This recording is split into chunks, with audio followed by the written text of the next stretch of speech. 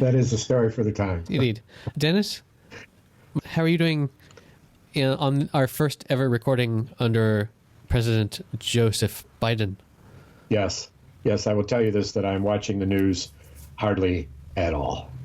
When Biden is doing stuff, it's blessedly boring. Right. Details notwithstanding, I'm trusting that he'll do the best he can. I flash on a few news screens and not in front of the TV. It is the biggest relief of lately, and it's been troubled here with COVID quite seriously. It's just nice to have that gone. Yeah. Although the impeachment's coming up, and so there's still that. I'll be glad when that's over. But he is the news now, of course, is who is he endorsing? And there's a guy running for governor or a Senate seat in Ohio because Rob Portman, a big supporter who since has said he bears responsibility for this fucking thing he did in the uprising. But he will vote no because it's not constitutional to do this to a former president. It's just an excuse. Okay, but let's just say Joe Biden has not yet tweeted anything in all caps about how... No, there's been nothing racist out of him yet, which I feel disoriented. There's nothing but the good news of a competent government that not only is struggling to... The government seems like such a turn of phrase. There's some people who, the last time that happened, they were 13 years old, and now they're voters. Right. They've never known anything else in any type of way. And so it's interesting to see how much the MSNBC and CNN opinion stations, Trump stations really, fall into the trap of reporting about Trump. They showed good spine when they refused to show his CNN, stopped showing his press conferences at the end and reported on it very briefly. And they did a nicer job than MSNBC. But it'll be interesting to see if they get sucked into what happens, that if Trump endorses Joe Fuck from fucking QAnon for Ohio Senator Portman's replacement, that they don't even report it. I have not seen a single news article about Trump since he left office that wasn't about his crimes in office. His failures. Like, I haven't seen, if he has done anything since he left, it is not crossed my radar. He hasn't done anything, so it's not that you're missing anything. Let's go and appreciate the day after our last recording, where yes, the inauguration. It was an astounding thing where Trump, literally on January 20th, 2020. Yeah. Okay, they're not after me. Go ahead. Okay. No, they went right by. On January 20th, 2020, so a year before the inauguration, I tweeted, and I swear this is true, I said, I predict that... No, this was on March 20th, so it was 10 months before, once we knew that COVID was a thing. I said that Joe Biden's inauguration, this was long before Joe was obviously the choice. I said Joe Biden's inauguration is going to be very much limited by COVID-19, and Trump is going to be tweeting about how much fewer attendees Joe has at his inauguration. And Did you sign an Nostradamus? I was so accurate, except for one thing. I didn't predict that Trump would be unable to fucking tweet in 2021. But if he had some sort of an outlet, he would have been like, I had all those people there, and Joe just has those flags, man. Totally unobservant of the reason and blah, blah, blah. But anyway, I very much enjoyed the inauguration. My employer had a meeting planned for the exact time at the inauguration, and I told them, look, this happens once every 4 or 8 years. I am going to participate in my nation's ceremony, and I will not be attending your meeting. You told them rather than asked them? I told them. I said, look, goddammit, this is... You swore in an email? This is my religion. No, email. And you talked about... I've been working at this company for 7 months now, and I don't think we've ever once sent an email. Oh, really? It's all over Slack. Slack is this new technology. It's this messaging system for businesses that records the messages similarly. Yeah. Probably catalogs them for you. It's like chatting. It's like SMS, but you can have different areas where you talk about different projects and stuff. But anyway, so it's a cataloging as well as a communication system. Yeah. That's extraordinarily beneficial. And that's why Slack is worth billions and billions of dollars. Yeah. Oh, I didn't know this. This is all news to me. And wow. they have recently been purchased by Salesforce. Slack. Yeah, it's such a shitty name. Like when you first hear it, it's like Slack means the opposite of work. Yeah, it's like Slack means, slacking. Give me a break. Right, give me some slack. But it doesn't mean let me slide. It doesn't mean I work hard. Efficiency at the office. But somehow they have turned this company into this thing. And anyway, Salesforce bought them recently for billions. And anyway, everyone that I know in my field of work is usually Slack every single day. The digitation field? The digitation field, yes. I digitate all the time. And you have, unlike most, 25 digits. So that puts you at a unique advantage. I have extra digits, yes. I do love, by the way, the American flags you painted on your forehead protruding ankle. I think it's nice that it's the American flag and shows. And what's interesting, too, I think, is what we can expect in the future is that because you stopped washing it as a tribute to Joe Biden, and you have promised me you won't wash it again until he's no longer president, you'll soon be able to grow plants in between your toes. And that not only create foliage, if you plant it correctly, not only will it correct upright foliage like bush flowers, etc., but also some hanging vines, which would cover your face, right, and your exceedingly shocking, clean-shaven face, which we will get to. Bears, like your beard, bears to have as much cover up as possible. The way my stomach turns when I see that dimple in your chin is you could fucking hide a knife in there. That is such a dimple. And I don't know why I get queasy when I look at it, but I'm just saying here. Look, to the future TSA agents that are listening to this while I am in custody, I promise I do not have a knife in my chin cavity. But You know what they would call that? The lair in my chinny chin chin. Okay, yes. Huh? That's clever. It's more clever than anything you've said so far. Well, hey, as my friend used to say, hey, my cousin always says this to me. He says, hey, are you all right?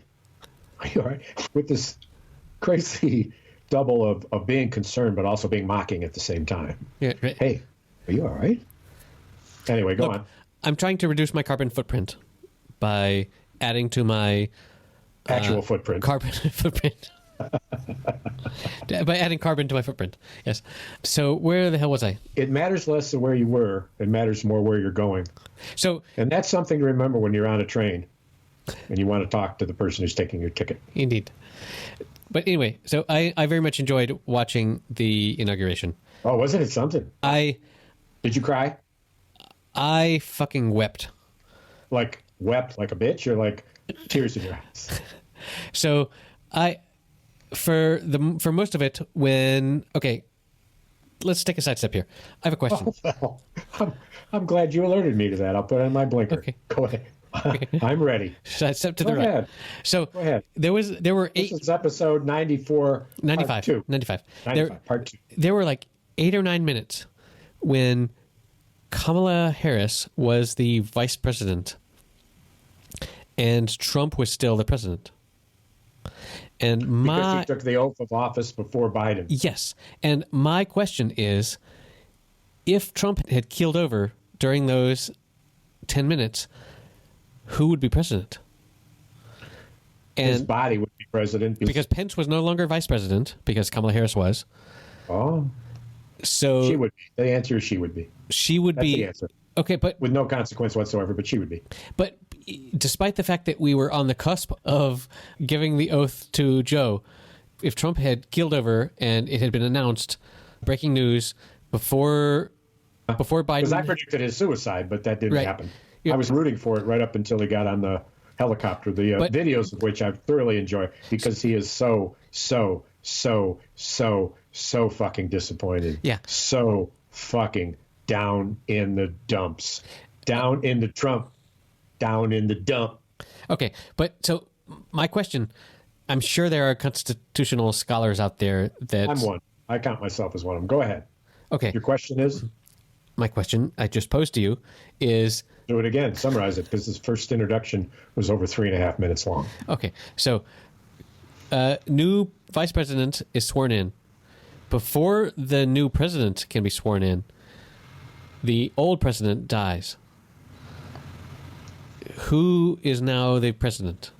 The new vice president. In this case, it would last for approximately 1.5 minutes and have no consequence whatsoever. But here's the thing. Let me stretch this a bit. What if, before Biden took office, Kamala Harris took the microphone and said into it, as president of the United States, I'm hereby giving Donald Trump complete and absolute immunity from any laws that he might have broken during his presidency. Joe, take it away. Yeah, that seems like when you are like, because when, say, Kennedy was assassinated, there was a half hour or so before they could swear in the new. But constitutionally speaking and legally speaking, at the moment of John Kennedy's announced death, Lyndon Baines Johnson was president of the United States, and the swearing in was a formal protocol, right, a legal protocol that was required, but did not actually change his status at the time. It just formalized it, codified it. Next question. Therefore, if Trump had become incapacitated during the 9 minutes when, after Kamala had been sworn in as the vice president and before Biden had been sworn in as the president, Kamala could have said, "No, I'm going to take this all on my own. We're going to forget this old guy here. I just got word that I'm actually president now. See you, Joe. Blah blah blah." And just reached over and unplugged the mic, or what? I don't know. Pushed him down. These are thoughts kicked that his bad leg. Right. There are two of them, right? You went from a reasonable question to some fucking crazy, fucking nutty, stress-induced, fucking nuclear fucking event. Frankly, I was feeling pretty good about talking to you, but now I'm upset. What? Let me tell you what worried me. I was worried that the fucking bird attached to fucking Lady Gaga's lapel was going to fucking take off and lift her right into the fucking sky, man. Okay. So let's throw away my your second hallucinatory fucking trip into the fucking netherworld or fucking chaos. So sure. Okay. How are we going to make me less upset? How are you going to undo that? Biden's speech. Magic remedy? Biden's speech, both because it was like 20 minutes long. It was not short. Exactly 20. Note. Okay. There were moments where I felt so proud for my nation of birth that I definitely shed some tears. Yes. And there were other moments where I was alone in my house watching this, and there were times when I cried, and there were other times when I said, "Fuck yeah, Joe. Take him, Joe." I was just so excited by his determination to respect, I don't know, something called fucking truth. Yeah. And what truth means and integrity. And right, he kept saying unity. Moral compass. But a moral compass. Just this idea of having some moral core integrity to what is said and what is spoken and what is respected, what's truthful, and what's honest, science and doubt and just Joe. So there were two highlights for me. One that I know you'll appreciate, and particularly your better half, who affectionately refers to you as her fucking ball and chain, which I can understand. When Jennifer Lopez interrupted "This Land Is My Land, America the Beautiful," which she developed into a gorgeous medley, when she shouted out in Spanish, which I didn't understand because I don't know Spanish hardly at all, but I knew to be an absolute exclamatory, passionately celebratory message in the Latino community, which is sort of like subtext was, we're fucking arrived. Yep. We are arrived. Yep. And it was all stuff like, liberty, we are here, we are free, blah, blah, blah. Yes, but my favorite was the poem that was produced by the 22-year-old national laureate. Am I right that her name is Gorman? Amanda Gorman, poised and so lilting. I felt like I was on a fucking magic carpet ride of language and subtlety and imagery and Adamata poetic kind of vibe that was just not overwhelming, overtaking. I was there with her on every word. And not only that, I loved her fucking outfit. She nailed it. J-Lo with her white shit, Lady Gaga with her fucking red gown that was so fucking crazy that she needed fucking help to walk. It was like, it's a little unpractical, but that's Lady Gaga. God bless her. I love her to death. Yeah. I love her. Yes. I love her. She can do whatever she wants. And she was just...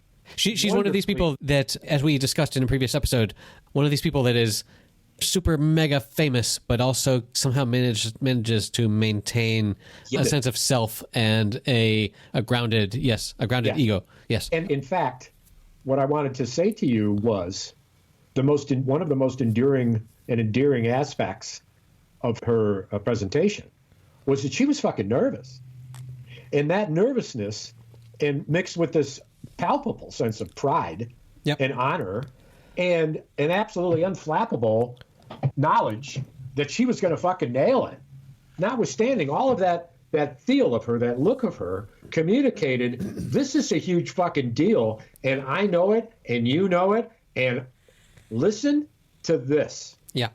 And she didn't do what some do and go very beyond the original version of the Star Spangled Banner. Yeah, she went further than I, in my old age, prefer the Star Spangled Banner to be. There was a lot of 42, right? There was a lot of extended notes that I would prefer be more. So did you hear I don't know if you're watching football over there, probably not, but the finals to decide who's in the Super Bowl were last week, and in the opening of one of the two finals, conference finals, was the Star Spangled Banner, of course, which opens every game. And this dude, man, like in his 20s, with an electric guitar, looked back at Jimi Hendrix and the Star Spangled Banner from Woodstock and said, "Hey, bro, listen to this shit." Nice. And fucking killed it in a way that I've not heard since Jimi Hendrix did that. Yeah. You got to listen. So, did you, or maybe you did. No, I haven't. But yes, like the Star Spangled Banner is the song most made unique by different performers because they all want to like hold a note longer than is in the original song, et cetera, et cetera. But I don't know. I wasn't tutored by... Let me say this. Your history with it is already jazzed up because probably in the first red edition of it, it was more of a military for sure quasi-marching tune. Yes, it was a British which had British no song, particular long-standing vocalizations at all. And if you heard it in its original, you might say, that's not what I meant. That's actually a little boring. What I mean is the shit that I grew up with in 1970s. Look, is really what you mean. When I was a child, the world was correct. And everything ever since then, it's all been distorted. And I'm upset about it. I was just a little child, and the world was so correct. I knew the Star Spangled Banner as a song where I could connect. Did you see the rendition of the Star Spangled Banner by the basketball dad who was at a high school gymnasium when the fucking sound system broke down? And they fucking said, hey, and he raised his hand. He said, I can do it. And he did it a cappella with no microphone. You got to find that and click it on and put it in our notes. This is good. Okay. If future me can find that, it will be in the show notes. If what? If future me can find that when I'm editing this at happyhour/095. So I wanted to share with you today, by the way, to a friend of mine named Jeff the Pugsley in a long talk we had. I used an example of a quote in Moonstruck that he found, as you will in the future, a wonderful memory of that wonderful movie. Go ahead. You got the mic. So I wanted to share with you it's a sad excuse for a limerick. It's not actually a limerick. It's a take on a nursery rhyme that occurred to me days after the inauguration. It occurred to you? It occurred to me. It sprouted forth. It sprouted forth from my inner soul. Like a seed planted from an alien being or a Scientologist, perhaps? It's most likely my thetas collided and produced this. Yes. Okay. So I'm all ears. Silence, please. Joe and Jill went up the hill to take a sacred oath. Joe gave a speech without naming the impeached and heralded the return of truth. Wow. It's like oath and truth, but no. Is there more? That's it. That's it? It's a thing that occurred to me. Say it again. Let me listen in a different way now that I know it's only one. Go ahead. Joe and Jill went up the hill, the Capitol Hill, To take a sacred... Wait a minute, what is that? Is that in there, like in parentheses? The T and the H and the hill are capital. Okay. You're just telling me. It's like an editor's note, writer's note, author's note. Okay, I'm with you. Joe and Jill went up the hill to take a sacred oath. Joe gave a speech without naming the impeached and heralded the return of truth. Who's Harold? Harold who? Harold, Kamala Harris's husband's name, Harold? Harold, the second gentleman? Harold Biden is his brother. Is he? So let's think about this. Joe and Jill went up the hill to take a sacred oath. Joe made a speech without naming the impeached, and the nation marched on to truth. Yeah. Is that what you said? No. I got the last sentence right. Heralded, my verb. But the problem is, to rhyme with oath, you either have to go with both or loathe, and it doesn't work. Truth is good enough. That's what I thought. Particularly if you say, to take a sacred oath.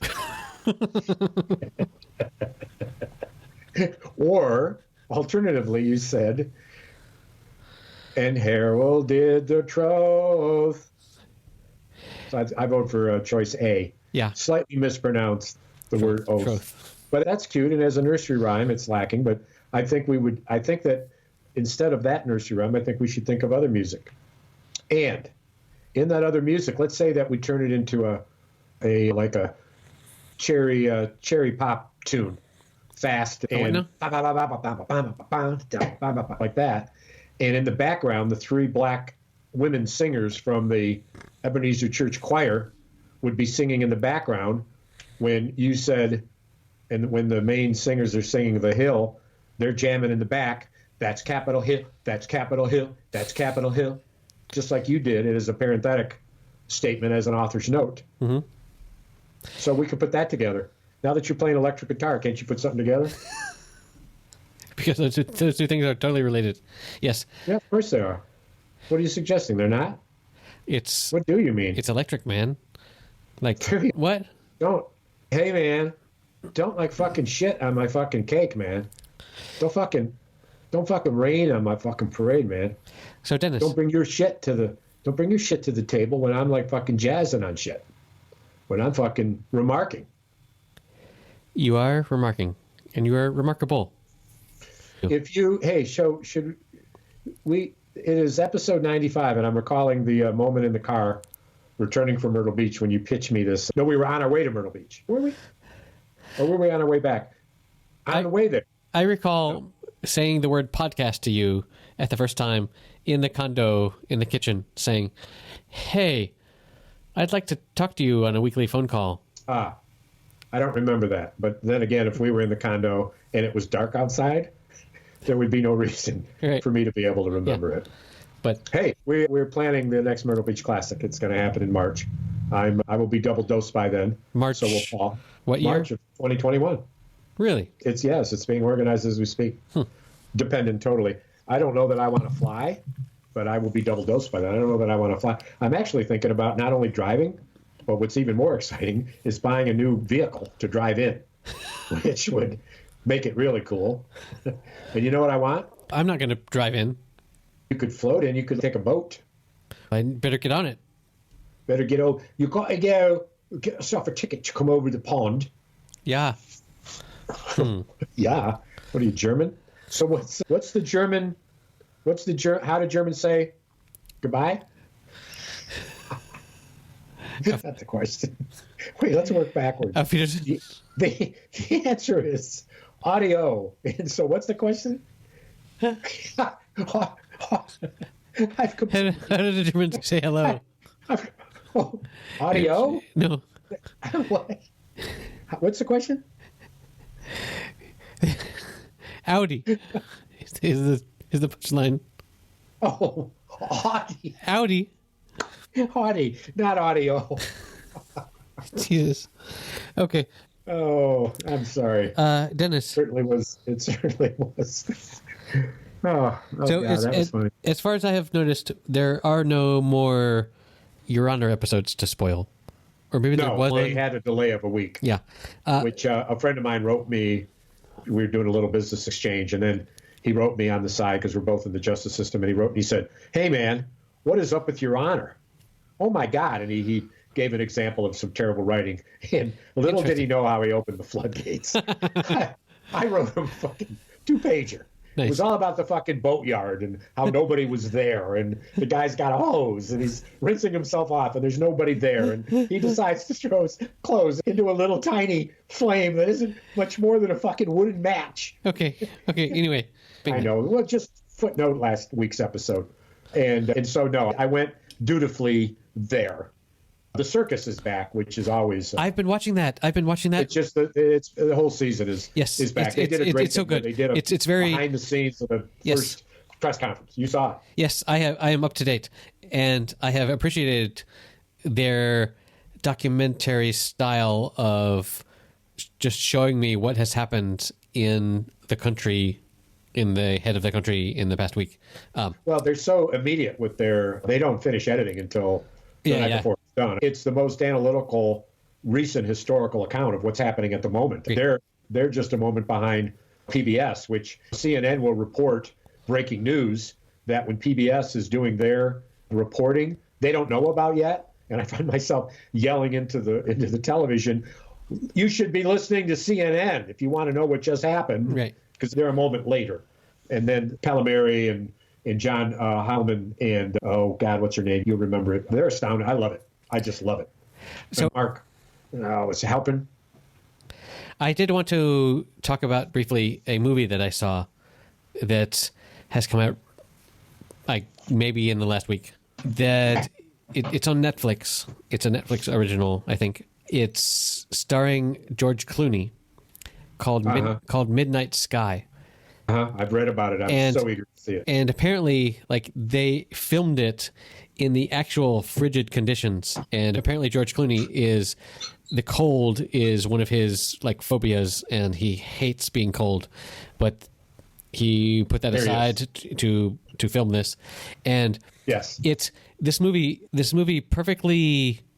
So what I love about sci-fi and space and thriller and scary movies were all encapsulated in this. I love the idea of slowly going crazy from solidarity because of a science fiction reason, and that's like all of those things. Like, I like the movie Moon, for example. Who else was in it besides Clooney?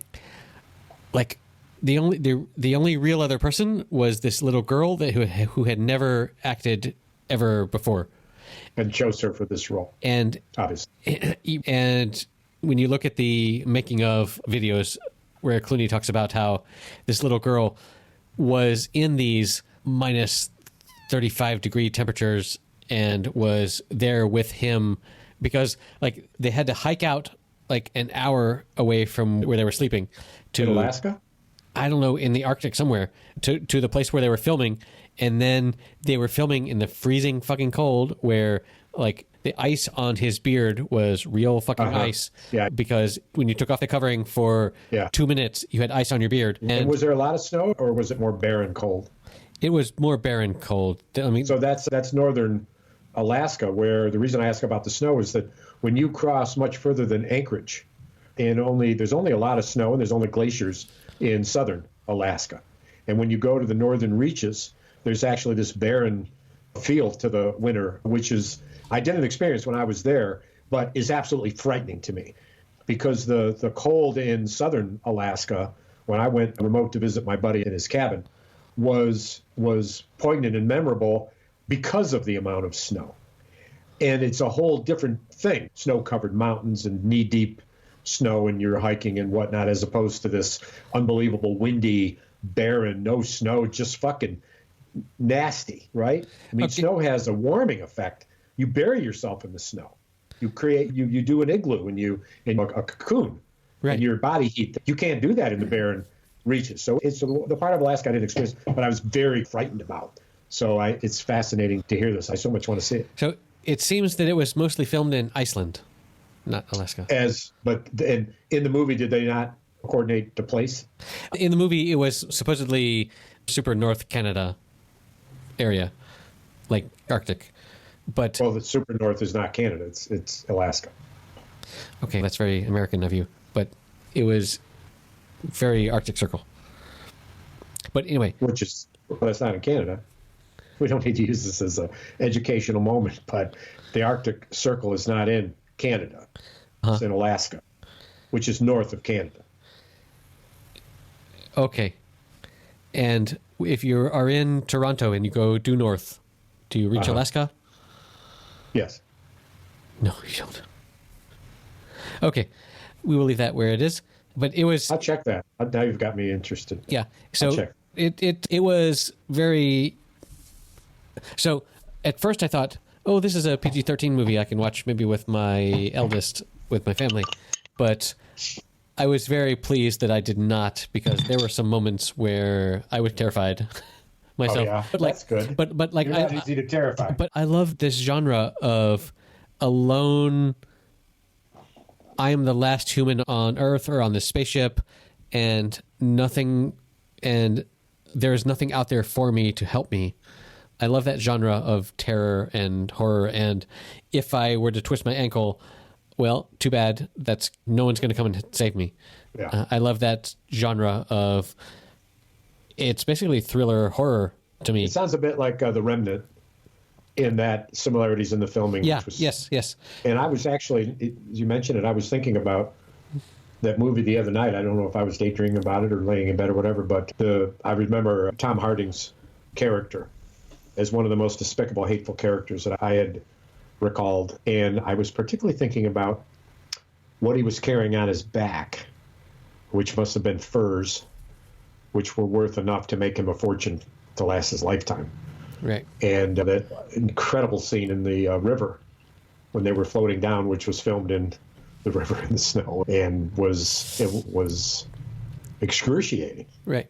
And unnerving to see. But I think that's one thing to say about modern cinematography, is that the stretch of directors and actors into the reality of filming and the expansive absence of sets and fake kind of shit. It's one of the reasons I don't like the fucking Marvel movies and shit. I love to see authentic. I don't want any fucking. Although I will watch the Batman movies just because they're cool, but.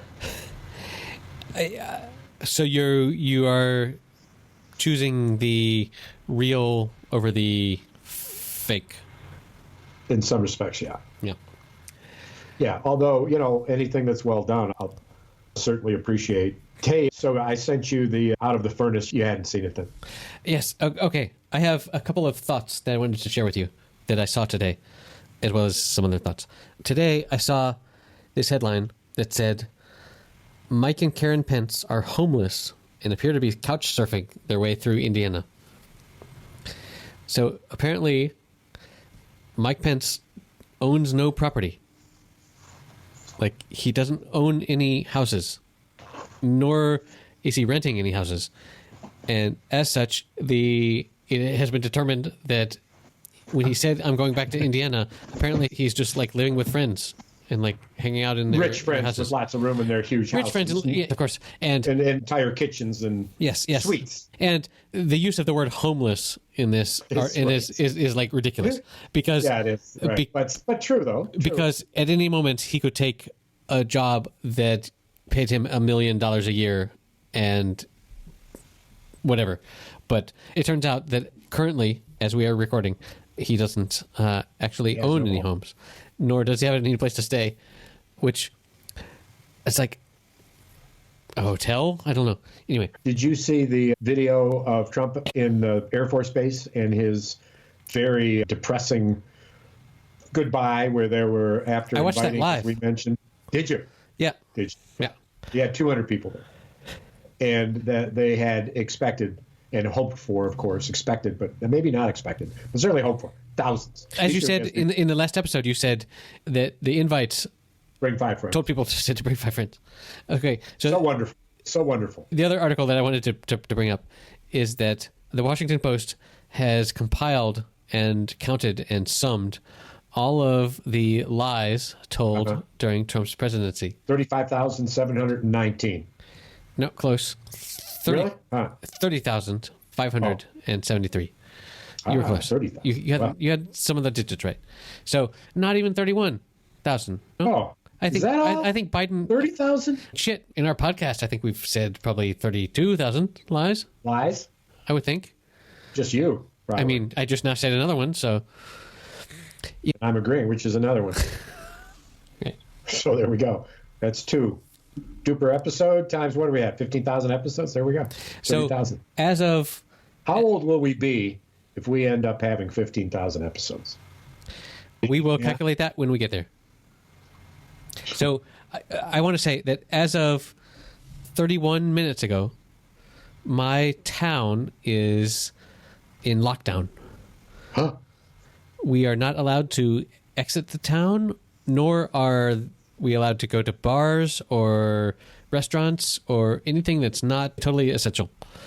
Do you have the new strain?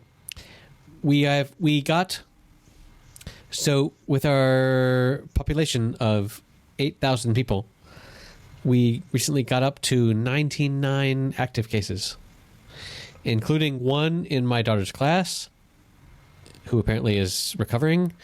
And anyway, we are totally in lockdown, where I guess my wife tomorrow, when she leaves the local area, she's going to have some proof that she works somewhere else. But we are not allowed to leave our area, which I'm totally in favor of, because also kids are home. Because I work from home. No, but the kids are going to school.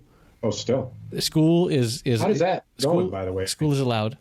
So there have been cases in the local school where a child has felt sick and has not gone to school and then has been in quarantine, or also children that have been that have reported that they have been in contact with someone that has tested positive, and they have been in quarantine away from the other students, and they have all taken a test, and when they test negative, they can come back to the class. And in general, it's all been pretty scientifically sound. I have been impressed. Yes. You were not a critic. I was a negative Nelly before. Consumer. Yes.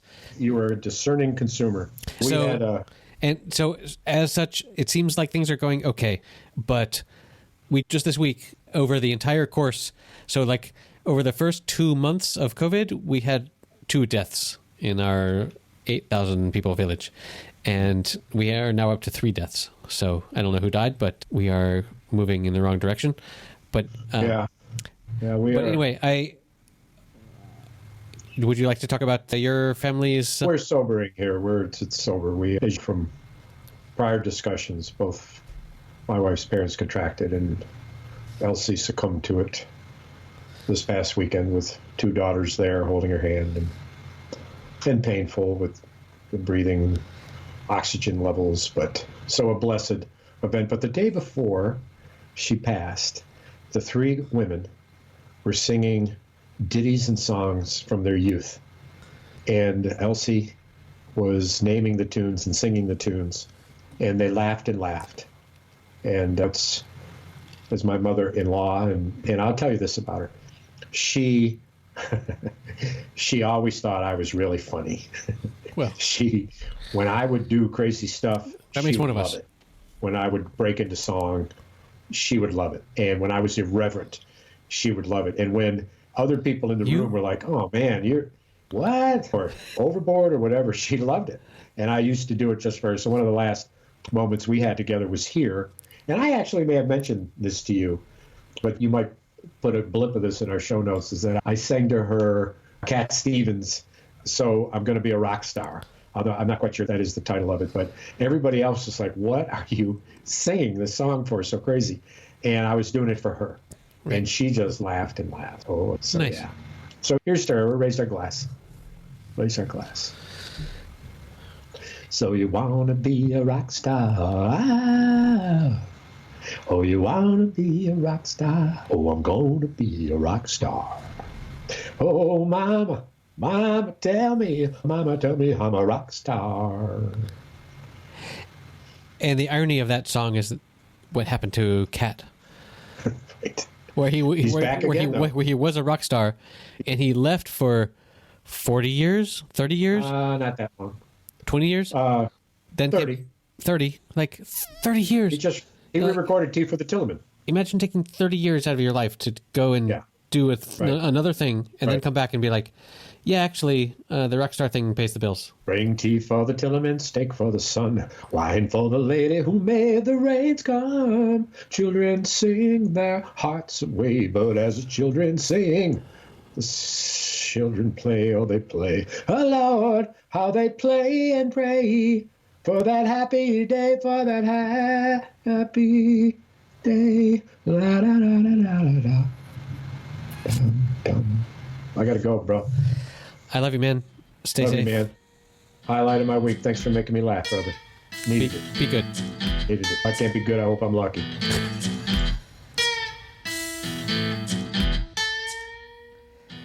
Okay, that's it for episode number 95. You can find the show notes at happyhour.fm/095. You can help support the show at patreon.com/happyhour. We would love for you to buy us around. We could really use that. And welcome Joe Biden as president. Just let's see if we can make the future a better time. And we'll see you next week.